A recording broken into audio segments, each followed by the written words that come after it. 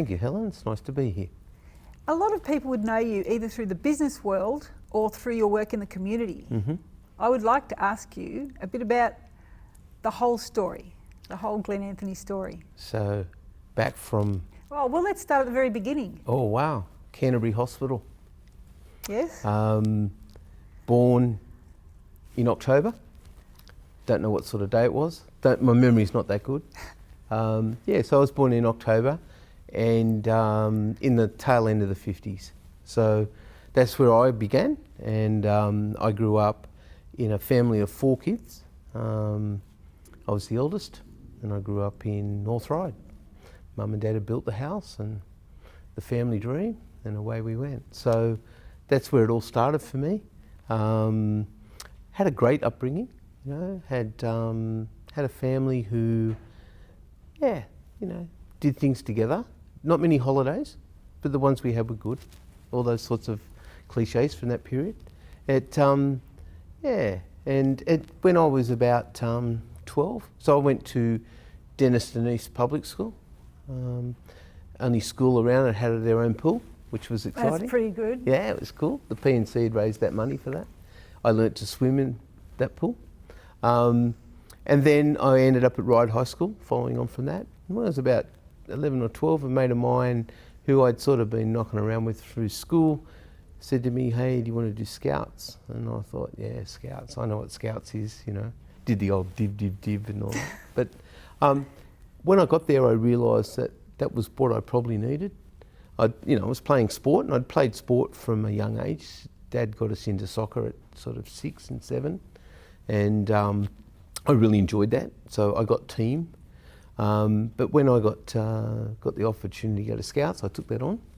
And being someone who loves achieving, just being able to have that ability to walk around with shirts with all these badges on, that appealed to me. So off I went. And excuse me, I went through Scouts, right through. From there, I went into what was then called Venturers. And during that period, I got my Queen Scout, which is one of the highest awards in Scouting. That's always impressive, to meet a Queen Scout. Well, yeah, it's funny. What it does is it lays a platform of what your beliefs are, I think, and where you're going in your life, because of all the things you have to do that. So from that, I ended up a Rover, which is Big Scouts, and that was fun. That was where you really learn to, be an adult, I guess, but with people that had a common goal in mind. And we also, we had fun too. Like you wouldn't hang around if you weren't having fun, right? Well, that's right. Yeah. And I did a thing called Gang Show when I was about 12 or 13. And Gang Show is the performing arts area of Scouting. So I was able from an early age to learn confidence, self-confidence, being able to stand up in front of people, talk, or do what had to be done. And that's obviously been a big part of what I've done through my life. Being able to work in teams, being able to perform, talk, and that whole sense of community. Because when you're doing your Queen Scout, you're doing lots of things. You're doing things that are spiritually based or community based, physically based. So you go searching through that process, obviously. And I still remember one of the books that really took me was Lord of the Rings. And I never got to do Lord of the Rings at school. But I got to do The Hobbit, but I didn't get to do Lord of the Rings. And a mate of mine did, and we used to surf together, and he used to talk about Lord of the Rings. So I actually did Lord of the Rings from a Queen Scout. I read it and then did a synopsis of it, of what it was all about, which really took me to another world of understanding that there's a big world where imagination can get you whatever you need. Within reason, obviously. Which is powerful stuff. Now, are you a singer, a dancer, or a comedian? Well, I'm definitely not a singer. Okay. My wife will tell you that I've got 3 notes. It's flat, flat, and flat-est. And I can't sing in tune. I can't clap in tune. We'd be a good pair. Yeah. But I love music and I love songs. So I know the first lines of I don't know how many songs. Yeah. And if I'm on a trivia table, everyone says, this is your round when it comes to music. So, yeah. But no, when I was in the show, it was more acting, it was more the straight role if needed, but I loved a bit of comedy, yeah. I love being able to deliver that line. I I remember once I had to do one where I had to pull an old Transylvanian accent, and while I was trying to learn to do that, my wife at the time kept saying, my first wife, Yeah. sorry. Your only wife? My only wife. At the time, she kept saying to me, I'm not sure whether it's Pakistani, Indian, or English. I really don't know what you're trying to say. So it took me a while to get that together. But, you know, it was about delivering lines in an accent that you weren't au fait with when you started. So that was fun, yeah. Now, at school, what sort of a student were you? Probably a terrible one, really. Define terrible. I wasn't all that studious, you know. If there was a kid in trouble, I was down the back, you know, it would be me. So you have a sense of fun? Yeah, fair, fun. I used to get bored easy, and now I know why. Yeah. I do know why now, and that was things move too slowly. Yeah. At that time, I didn't know. So, you know, my reports used to say, you know, talks a lot. Yeah, I did, because I was bored. Yeah. But I was a student that, you know, left things to the last minute too, and projects. I'm sure most houses identify, because having raised two kids, we had the same thing. Yeah. The best projects were done like the night before they were due to go in. But I was someone who didn't get school until after I left it. You know, it was something you went to, made great friends, had fun, but I didn't understand what it was all about. So I was out pretty quick. I'd just turned 16 when I left school, and it was like, oh, gee, I'm glad that's over. You know, it was a chapter of my life behind me. It got in the way of other things like sport and fun, you know. But now I understand what school's about, and the one thing that they don't teach you at school is actually what work's about and what life's about. They teach you how to speak and how to write and read and do maths reasonably well. And I learned a whole lot of stuff I've never used again, and I'm sure I'm not alone there. Have you used algebra? No. Yeah, neither have I, you know. But, and I wouldn't know what to do with it now, but I know people who run computers need to understand algebra. So it's what you come out with at the end. But how many computers were around back then? Well, I can remember, I won't say an abacus, but I can remember... The slide rules? Yes, slide rule, definitely, Yeah. and log tables, obviously. Yeah. But I do remember calculators starting to come in, and we weren't allowed to use them in exams, but they were there. Ah, the good old days. Yeah, so you had to know your formulas That's pretty right. well. So you left school, and what did you do first job? It was interesting. My first job, I lasted 3 weeks. It was an apprentice butcher. And there was lots of reasons, but 3 a.m. was the main one. I was used to going to bed about that time rather than getting up about that time. So that lasted a week or two, and I'd realised I was never going to be able to do that, ever. So I then got an apprenticeship as a boiler maker. And I was, growing up, Dad had come from a trade background, and he'd branched out after that into other areas. He was a tool maker, which now is a rare trade. So I ended up boiler making, and worked out pretty quick. That's probably not what I wanted to do, but I saw it out, and I even started studying before I'd finished my apprenticeship.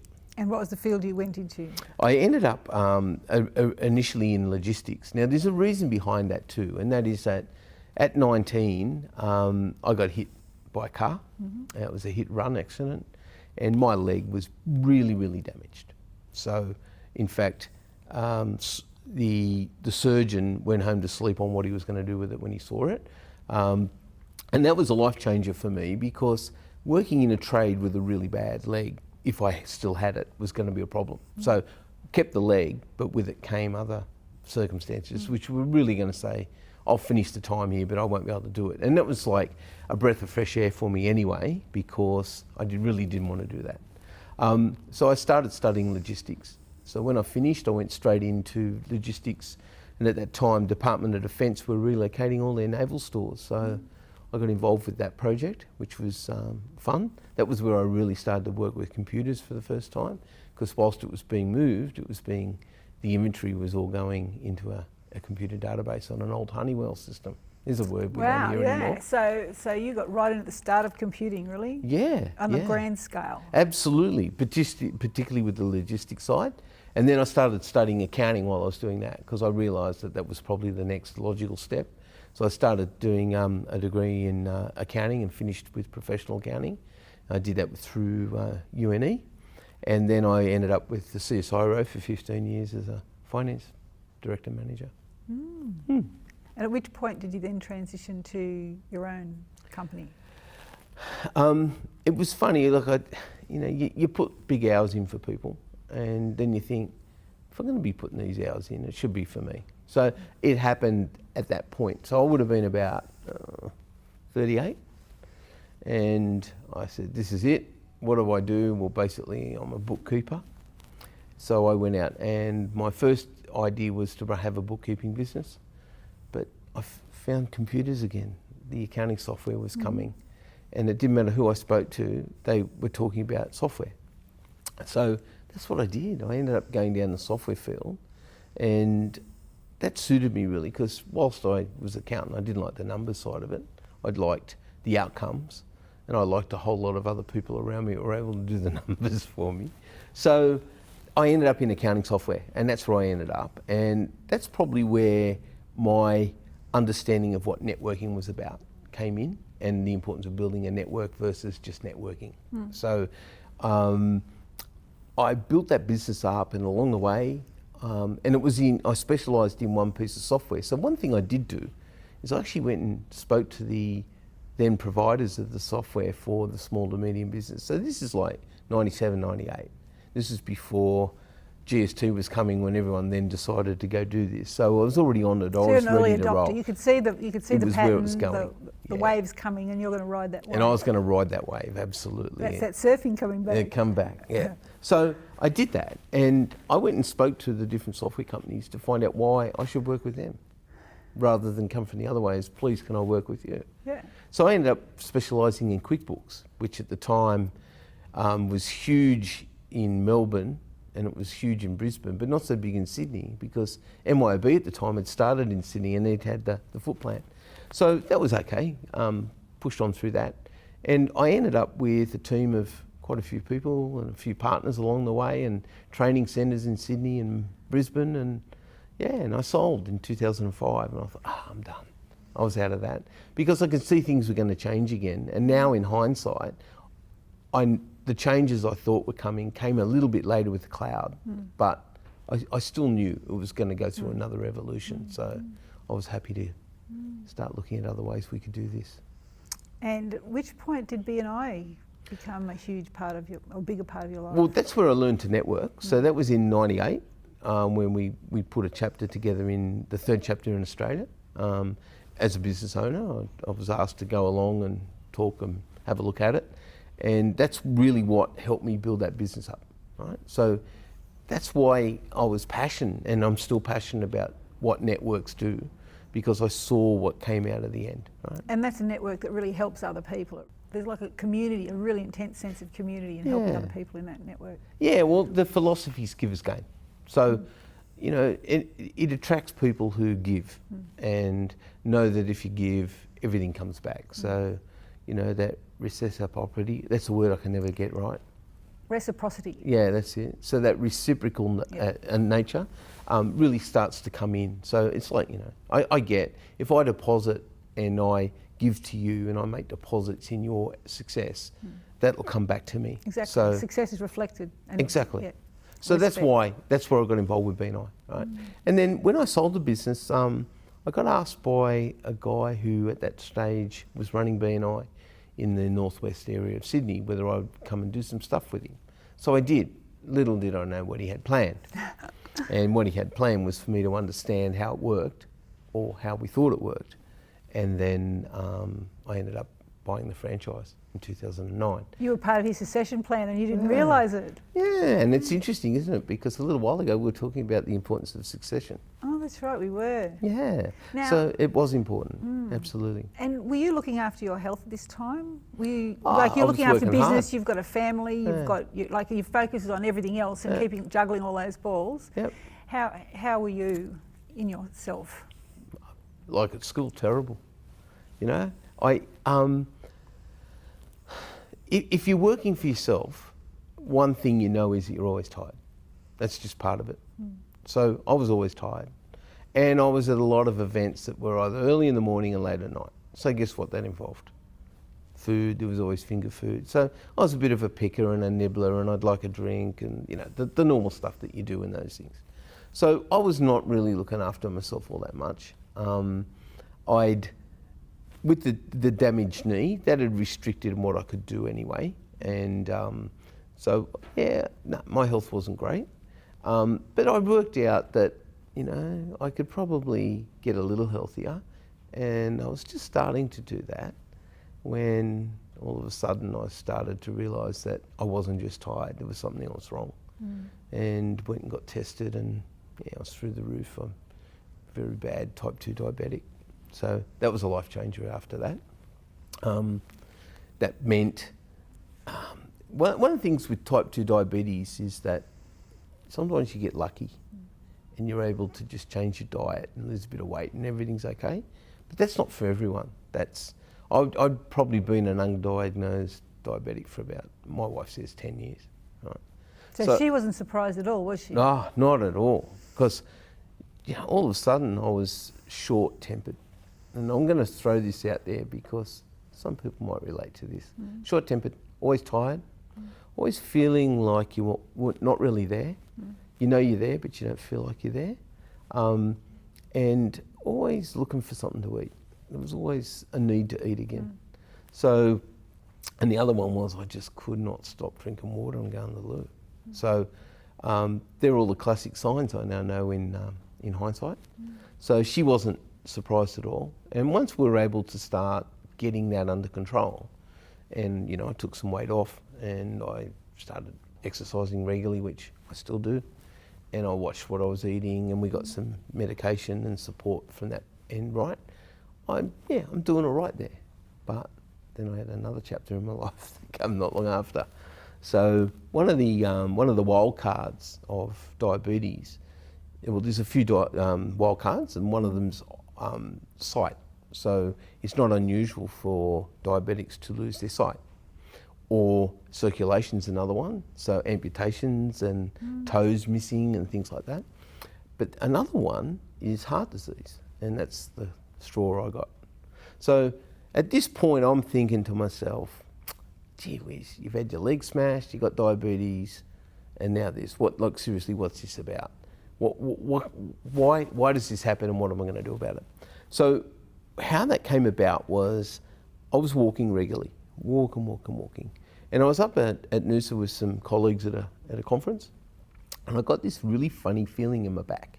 And it was like really bad indigestion, and it was almost like sticking your tongue on a 9-volt battery, if anyone can remember that. Oh yeah. It was that sort of feel. Right? Yep. And I thought, this isn't right. So I just sat down, took my pulse, and then the next day I went walking again. And it was interesting because the night before I'd actually we'd gone to Thai and I'd had a good chili dish, and as you do, and I actually thought it might have just been the chili. So the next day we're walking, same thing. So I just stopped, waited till we got back, because I was okay apart from when I was really walking hard. So, I'm glad I listened to what that was all about, because that was the heart disease. And what I found was that I had a rear artery that was blocked 99% blocked. Wow, where'd that come from? Like seriously, how come I was okay 2 days before, but then I wasn't? And the body's an amazing little thing. And what we found that when we did all the stuff was my heart actually had grown its own little bypass around that blockage, and that had now blocked, and that's where the problem was.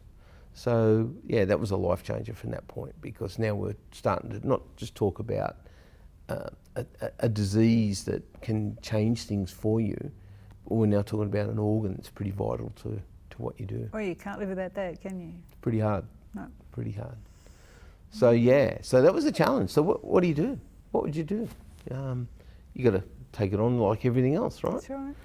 It's something I'd got used to through life. You just take the battles on and go through them.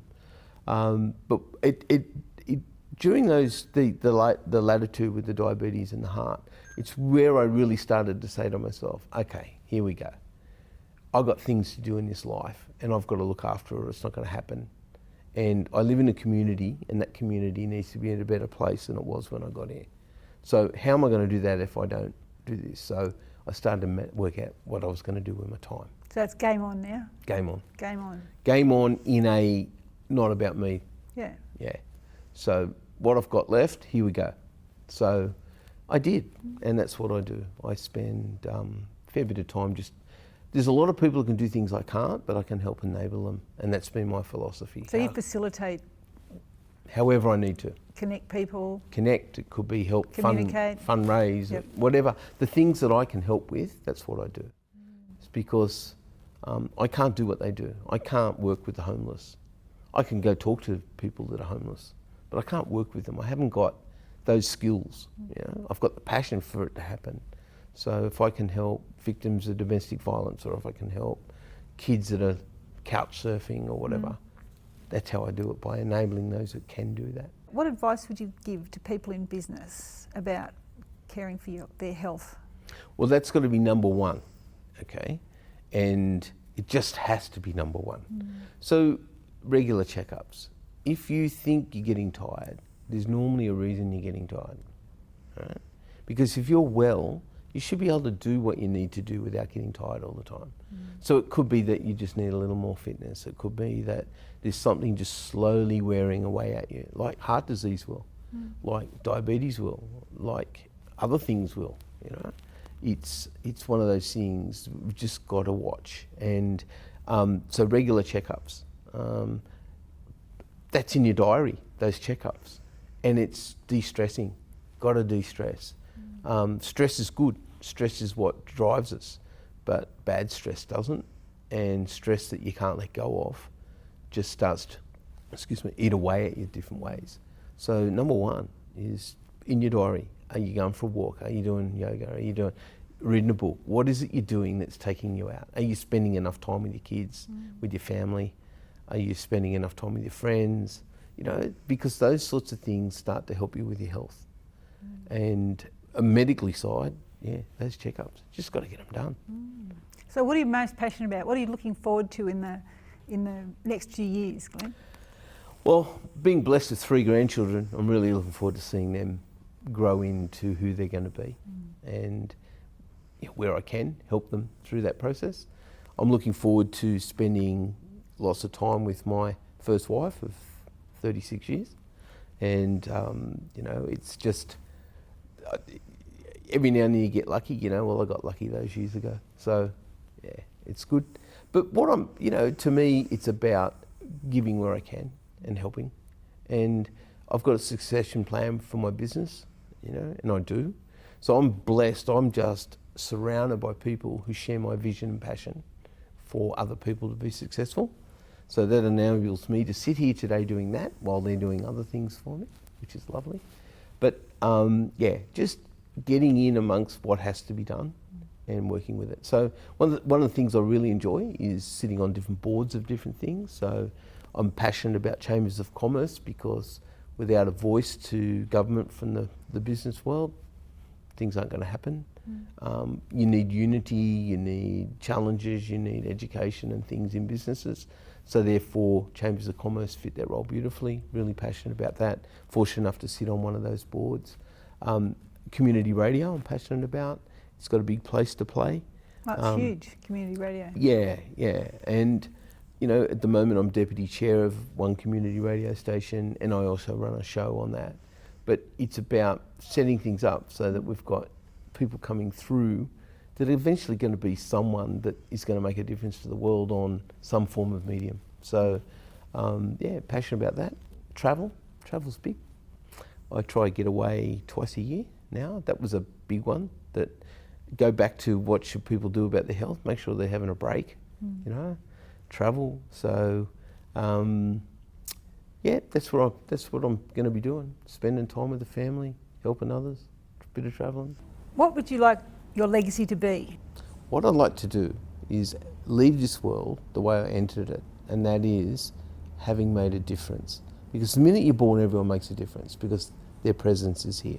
So what that difference is for me is making sure that the community of which I've lived in or continue to live in is in a better place than where it was when I found it or I entered it.